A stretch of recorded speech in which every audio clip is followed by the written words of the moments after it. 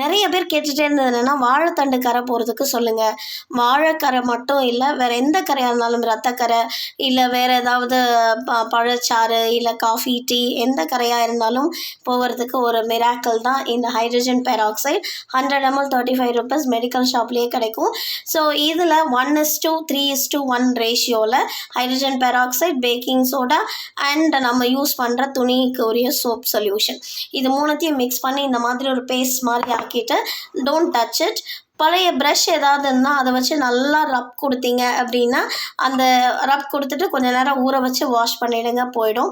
இல்லை சாயம் போகுமோன்னு எனக்கு பயமாக இருக்குது அப்படின்னா, ஒரு சின்ன ஒரு ஏர்பட்ஸோ இல்லை ஒரு காட்டன் ஸ்வாபோ அந்த மாதிரி எடுத்துகிட்டு நல்ல ஒரு அழுத்தம் கொடுத்து ஒரு கார்னர், தேவையில்லாத ஒரு மூலையில் அப்படி தேய்ச்சி பாருங்கள். தேய்ச்சிட்டு அந்த காட்டனை பாருங்கள், அந்த கலர் துணியோட கலர் வந்திருக்கான்னு.